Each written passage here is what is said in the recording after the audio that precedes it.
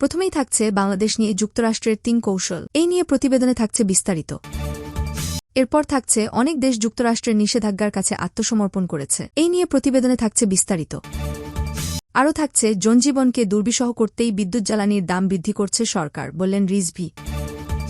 সর্বশেষ থাকছে অর্থমন্ত্রী বললেন ঋণ পরিশোধের চাপ কিছুটা আছে, আমরা কি মরে গেছি? শুনলেন শিরোনাম, এবার বিস্তারিত। পুরো খবরটি দেখতে সাথেই থাকুন। বাংলাদেশ নিয়ে নির্বাচনের আগ পর্যন্ত মার্কিন যুক্তরাষ্ট্র অত্যন্ত সরব ছিলেন। মার্কিন যুক্তরাষ্ট্রের একের পর এক কূটনীতিকরা বাংলাদেশ সফর করেছেন এবং তারা বাংলাদেশের নির্বাচন সহ বিভিন্ন বিষয় নিয়ে নানা রকম পরামর্শ দিয়েছেন, হুমকিও দিয়েছেন। মার্কিন যুক্তরাষ্ট্র বাংলাদেশে যেন অবাধ, সুষ্ঠু ও নিরপেক্ষ নির্বাচন হয় তা নিশ্চিত করার জন্য ভিসা নীতি ঘোষণা করে এবং সেই ভিসা নীতি গত সেপ্টেম্বর থেকে কার্যকর করা হয়েছে বলেও আনুষ্ঠানিকভাবে জানানো হয়। কিন্তু যে মুহূর্তে ২৮ অক্টোবর বিএনপি সন্ত্রাস, সহিংসতা এবং তাণ্ডবকর সাথে সাথে মার্কিন যুক্তরাষ্ট্রের অবস্থান বদলে যেতে শুরু করে।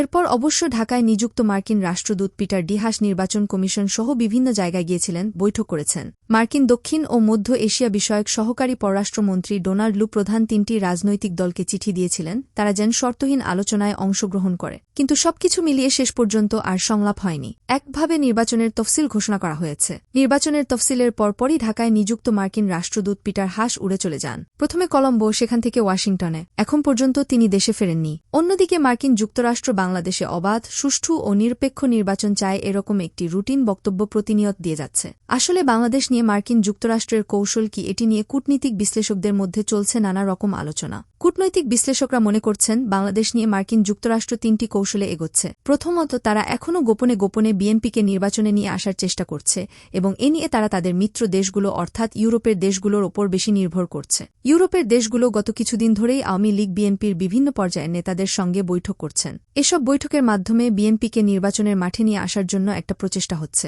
মার্কিন যুক্তরাষ্ট্রের চাওয়া হল যে বাংলাদেশে এমন একটি নির্বাচন হোক যেখানে সবগুলো রাজনৈতিক দল অংশগ্রহণ করুক, অর্থাৎ সোজাসাপটা হল বিএনপি নির্বাচনে অংশগ্রহণ করুক। বিএনপি নির্বাচনে অংশগ্রহণ না করলে সেই নির্বাচন অবাধ, সুষ্ঠু ও অংশগ্রহণমূলক বিবেচিত হবে না বলেই মার্কিন যুক্তরাষ্ট্র আগে বলেছিল। কিন্তু এখন যেহেতু বিএনপি নির্বাচন থেকে নিজেদেরকে সরে রেখেছে, নির্বাচন প্রতিহতের ডাক দিয়েছে, সেজন্য মার্কিন যুক্তরাষ্ট্র নির্বাচন নিয়ে একটি মৌন ব্রত অবলম্বন করছে। কিন্তু তারা শেষ পর্যন্ত বিএনপিকে নির্বাচনে আনার কৌশল অব্যাহত রাখবে বলে মনে করছেন কোন কোন কূটনীতিকরা। দ্বিতীয়ত, ভারতের প্রতি আস্থা। মার্কিন যুক্তরাষ্ট্র বাংলাদেশে চীনের আধিপত্য বন্ধ দেখতে চায়, বাংলাদেশের বাজার চায়, বঙ্গোপসাগরে হিস্সা চায়। এই বিষয়গুলোর জন্যই বাংলাদেশে নির্বাচন, গণতন্ত্র, মানবাধিকার ইত্যাদি নিয়ে তারা চাপ সৃষ্টি করছিল বলে কোন কোন কূটনীতিক মনে করেন।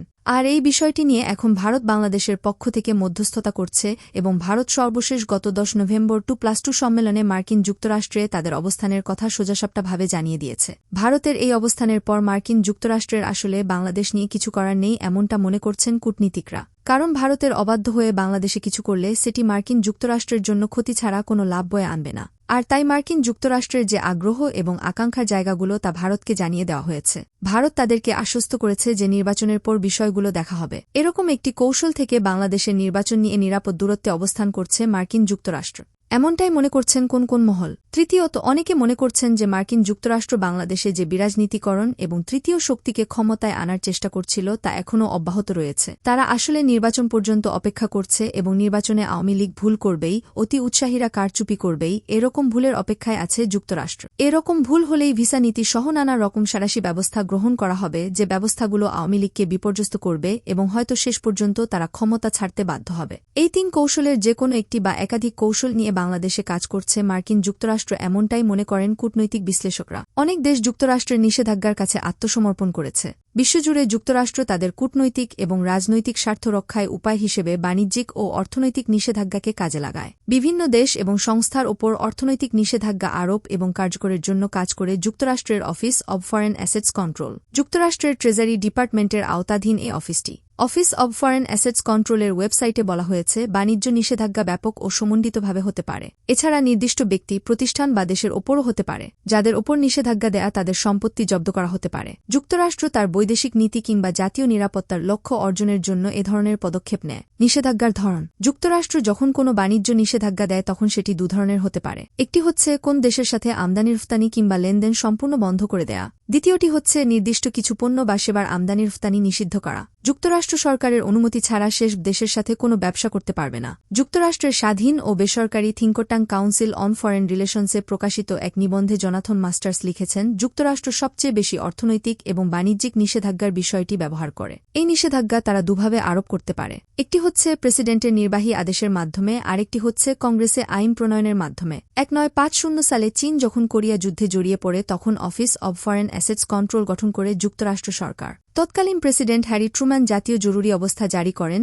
এবং যুক্তরাষ্ট্রের আওতায় থাকা চীন ও উত্তর কোরিয়ার সব সম্পত্তি আটকে দেয়। বিভিন্ন দেশ ও সংস্থার ওপর নানা কারণে বাণিজ্যিক নিষেধাজ্ঞা দিয়েছে যুক্তরাষ্ট্র। এর মধ্যে রয়েছে সন্ত্রাসবাদে জড়িত থাকা, মাদক ব্যবসায় জড়িত থাকা, মানবাধিকার লঙ্ঘন এবং গণতন্ত্র বাধাগ্রস্ত করা। ইউএস স্টেট ডিপার্টমেন্টের ওয়েবসাইটে দেখা যাচ্ছে 20টির বেশি দেশের ওপর যুক্তরাষ্ট্রের নানা ধরনের অর্থনৈতিক ও বাণিজ্যিক নিষেধাজ্ঞা রয়েছে।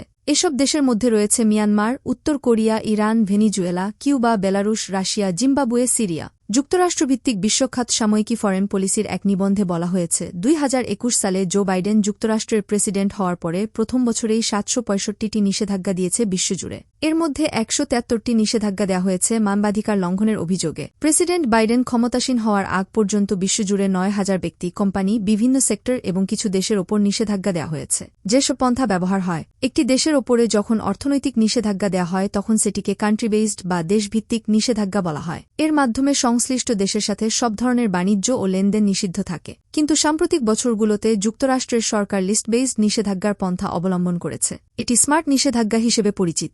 এর আওতায় পুরো দেশের ওপর নিষেধাজ্ঞার পরিবর্তে নির্দিষ্ট ব্যক্তি, প্রতিষ্ঠান, সংস্থা, সংগঠনের ওপর নিষেধাজ্ঞা দেওয়া হয়। অফিস অব ফরেন অ্যাসেটস কন্ট্রোলের অ্যাটর্নি অফিস বলছে, স্মার্ট নিষেধাজ্ঞার মাধ্যমে টার্গেট করা ব্যক্তিদের ক্ষতিগ্রস্ত করা হয়। এতে দেশের সব জনসংখ্যার ওপরে প্রভাব পড়ে না। এছাড়া নির্দিষ্ট ব্যক্তি ও প্রতিষ্ঠানের ওপর নিষেধাজ্ঞা দিলে সেটি বাস্তবায়ন করা সহজ হয়। বাণিজ্য নিষেধাজ্ঞার মধ্যে কয়েকটি বিষয় থাকতে পারে। 1. যেসব দেশ থেকে পণ্য আমদানি করা হবে সেগুলোর শুল্ক বাড়িয়ে দেয়া। এতে করে সেই দেশের পণ্যের দাম যুক্তরাষ্ট্রের বাজারে বৃদ্ধি পাবে। ফলে আমদানিকারকরা সেসব পণ্য আনতে নিরুৎসাহিত হবে এবং অন্য দেশ থেকে পণ্য আমদানির বাজার খুঁজবে। 2. যেসব দেশ কিংবা সেক্টরের ওপর বাণিজ্য নিষেধাজ্ঞা দেওয়া হবে শেষ দেশ থেকে পণ্য আমদানির ওপর একটি সীমা আরোপ করতে পারে, অর্থাৎ পুরোপুরি ব্যবসা বন্ধ না করে শেষ দেশ থেকে পণ্য আমদানির পরিমাণ কমিয়ে আনতে পারে। 3. যেসব দেশ, ব্যক্তি কিংবা প্রতিষ্ঠানের ওপর বাণিজ্যিক নিষেধাজ্ঞা দেওয়া হয় তাদের সম্পত্তি জব্দ করা হতে পারে। এছাড়া বিভিন্ন ধরনের অশুল্ক বাধা তৈরি করে নিষেধাজ্ঞা কার্যকর করতে পারে যুক্তরাষ্ট্র।